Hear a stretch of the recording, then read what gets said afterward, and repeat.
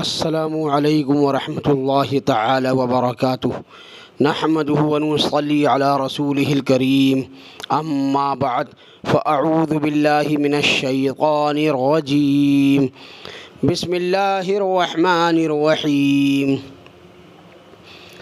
دوستوں، میں جیش محمد مصباحی، میرے چینل دینی باتیں بائے جیش مصباحی پر اگر آپ نئے ہیں تو ویڈیو کو شروع سے آخر تک دیکھیں، اور اگر ویڈیو پسند آئے تو لائک بھی کریں اور شیئر بھی کریں۔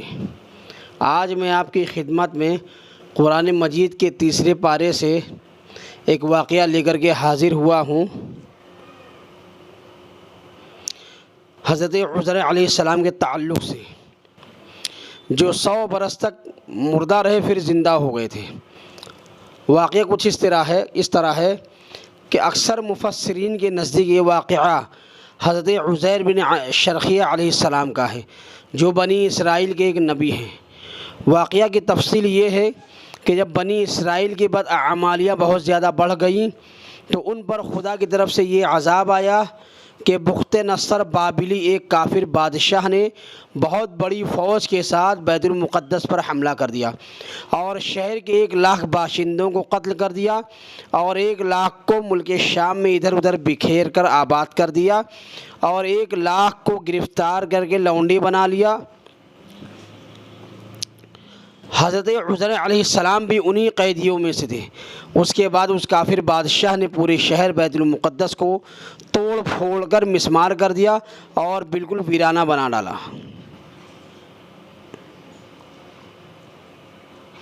اب یہ بخت نصر کون تھا؟ میں نے اس سے پہلے بھی آپ کو اپنی ویڈیو میں بتایا ہے کہ دنیا میں 4 بادشاہ ایسے گزرے ہیں جنہوں نے پوری دنیا پر حکومت کی ہے۔ ان میں سے 2 مسلمان تھے اور 2 کافر تھے۔ 2 مسلمان، ایک تو حضرت سلیمان علیہ السلام اور ایک سکندر ذوالقرنین، اور 2 کافر، ایک نمرود اور ایک یہ بخت نصر جس کا ذکر میں ابھی کر رہا ہوں۔ قوم عمالقہ کا ایک لڑکا ان کے بت نصر کے پاس لاوارث پڑا ہوا ملا۔ چونکہ اس کے باپ کا نام کسی کو نہیں معلوم تھا، اس لیے لوگوں نے اس کا نام بخت نصر یعنی نصر کا بیٹا رکھ دیا۔ خدا کی شان، یہ لڑکا بڑا ہو کر قہراسف بادشاہ کی طرف سے سلطنت بابل پر گورنر مقرر ہو گیا۔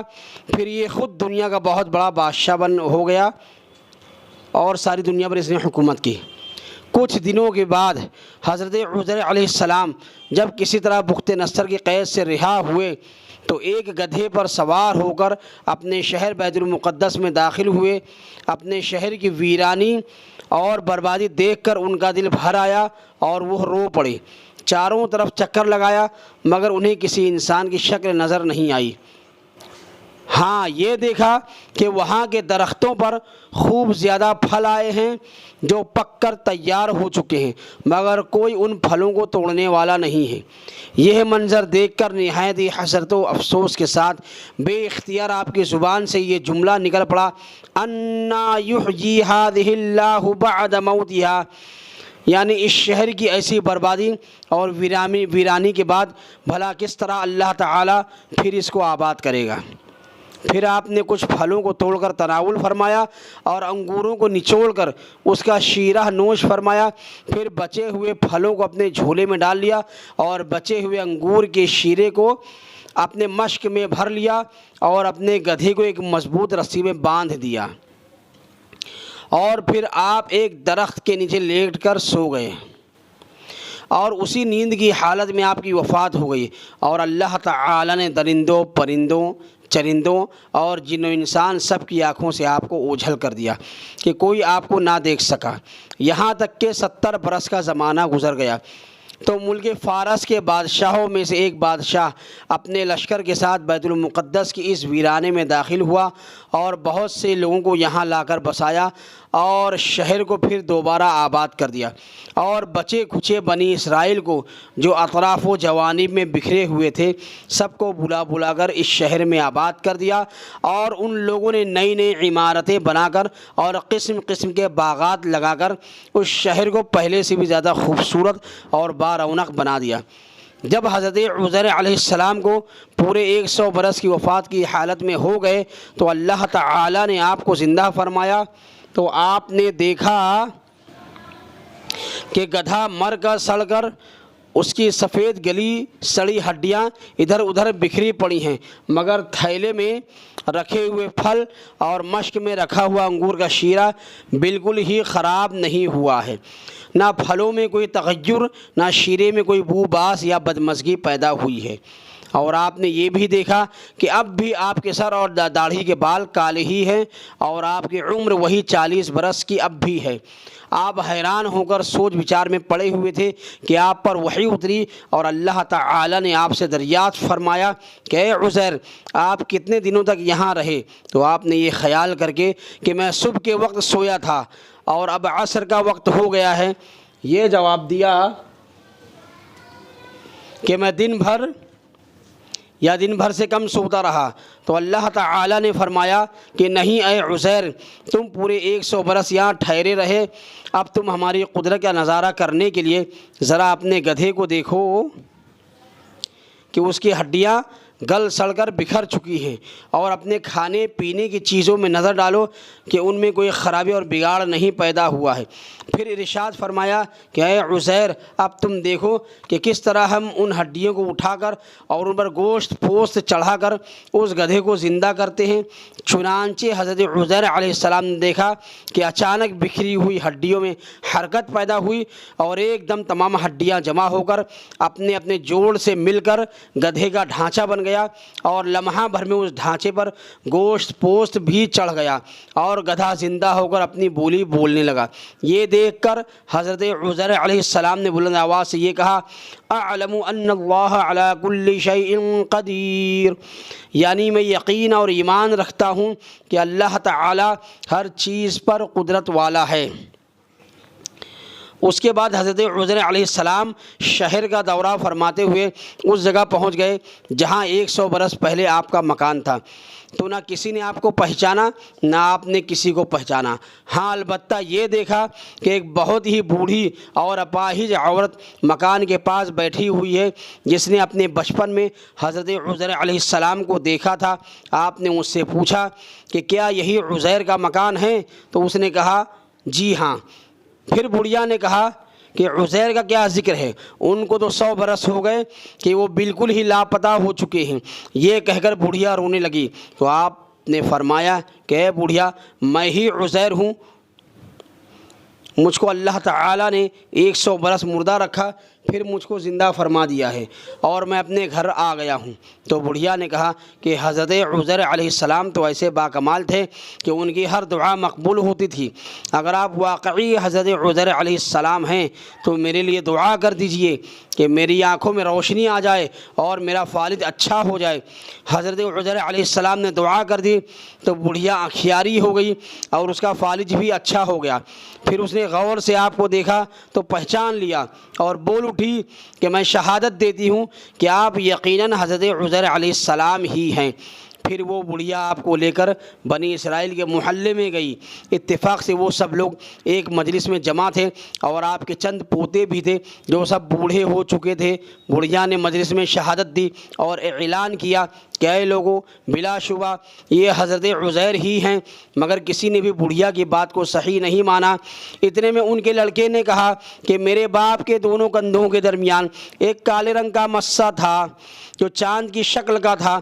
چنانچہ آپ نے اپنا کرتا اتار کر دکھایا تو وہ مسا موجود تھا۔ پھر لوگوں نے کہا کہ حضرت عزیر کو تو تورات زبانی یاد تھی، اگر آپ عزیر ہیں تو زبانی تورات پڑھ کر سنائیے۔ آپ نے بغیر کسی جھجک کے فوراً پوری تورات پڑھ کر سنا دی۔ بخت نصر بادشاہ نے بیت المقدس کو تباہ کرتے وقت 40,000 تورات کے عالموں کو چن چن کر قتل کر دیا تھا، اور تورات کی کوئی جلد بھی اسے زمین پر باقی نہیں چھوڑی تھی۔ اب یہ سوال پیدا ہوا کہ حضرت عزیر نے تورات صحیح پڑھی ہے یا نہیں؟ تو ایک آدمی نے کہا کہ میں نے اپنے باپ سے سنا ہے کہ جس دن ہم لوگوں کو بخت نصر نے گرفتار کیا تھا، اس دن ایک ویرانے میں ایک انگور کی بیل کی جڑ میں توریت کی ایک جلد دفن کر دی گئی تھی۔ اگر تم لوگ میرے دادا کے انگور کی جگہ کی نشاندہی کر دو تو میں تورات کی ایک جلد برآمد کر دوں گا، اس وقت پتہ چل جائے گا کہ حضرت عزیر نے جو تورات پڑھی ہے وہ صحیح ہے یا نہیں۔ چنانچہ لوگوں نے تلاش کر کے اور زمین کھود کر تورات کی جلد نکال لی تو وہ حرف بحرف حضرت عزیر کی زبانی یاد کی ہوئی تورات کے مطابق تھی۔ یہ عجیب و غریب اور حیرت انگیز ماجرا دیکھ کر سب لوگوں نے یک زبان ہو کر یہ کہنا شروع کر دیا کہ بے شک حضرت عزیر علیہ السلام یہی ہیں اور یقیناً یہ خدا کے بیٹے ہیں۔ چنانچہ اسی دن سے یہ غلط اور مشرکانہ عقیدہ یہودیوں میں پھیل گیا کہ معاذ اللہ حضرت عزیر خدا کے بیٹے ہیں۔ چنانچہ آج تک دنیا بھر کے یہودی اس باطل عقیدے پر جمے ہوئے ہیں کہ حضرت عزیر علیہ السلام خدا کے بیٹے ہیں۔ اللہ تعالیٰ نے قرآن مجید کی سورہ بقرہ میں اس واقعے کو ان لفظوں میں بیان فرمایا ہے، او کالذی مر علی قریۃ وہی خاویۃ علی عروشها قال انا یحیی هذه اللہ بعد موتها فاماته اللہ 100 عام ثم بعثه قال کم لبثت قال لبثت یوما او بعض یوم قال بل لبثت 100 عام فانظر الى طعامك وشرابك لم يتسنه وانظر الى حمارك ولنجعلك آیۃ للناس وانظر الى العظام كيف ننشزها ثم نكسوها لحما فلما تبين له قال اعلم ان اللہ على كل شيء قدیر۔ یا اس کی طرح جو ایک بستی پر گزرے اور وہ اپنی چھوتوں کے بل ڈہی پڑی تھی تو انہوں نے کہا کہ اس بستی کو اس کی موت کے بعد اللہ کیوں کر جلائے گا، تو اللہ نے انہیں 100 برس تک مردہ رکھا، پھر ان کو زندہ فرمایا۔ اللہ تعالیٰ نے فرمایا کہ تم کتنے دن یہاں ٹھہرے، تو انہوں نے کہا کہ دن بھر ٹھہرا ہوں گا یا کچھ کم، تو اللہ تعالیٰ نے فرمایا کہ نہیں، آپ تو 100 برس یہاں ٹھہرے رہے، اور آپ اپنے کھانے اور پینے کی چیز کو دیکھ لیجئے کہ وہ سڑی نہیں ہیں، اور اپنے گدھے کو دیکھیے جس کی ہڈیاں تک سلامت نہ رہیں، اور یہ اس لیے ہوا کہ ہم آپ کو لوگوں کے لیے اللہ کی نشانی بنا دیں، اور ان ہڈیوں کو دیکھو کیونکہ ہم انہیں اٹھان دیتے ہیں پھر انہیں گوشت پہناتے ہیں۔ جب یہ معاملہ ان پر ظاہر ہو گیا تو انہوں نے کہا کہ میں خوب جانتا ہوں کہ اللہ سب کچھ کر سکتا ہے۔ ان آیتوں میں صاف صاف موجود ہے کہ ایک ہی جگہ پر ایک ہی آب و ہوا میں حضرت عزیر علیہ السلام کا گدھا تو بالکل گل سڑ گیا اور اس کی ہڈیاں ریزہ ریزہ ہو کر بکھر گئی، مگر پھلوں اور شیرہ انگور خود حضرت عزیر علیہ السلام کی ذات میں کسی قسم کا کوئی تغیر نہیں ہوا، یہاں تک کہ 100 برس میں ان کے بال بھی سفید نہیں ہوئے۔ آج کا میرا واقعہ یہیں تک تھا۔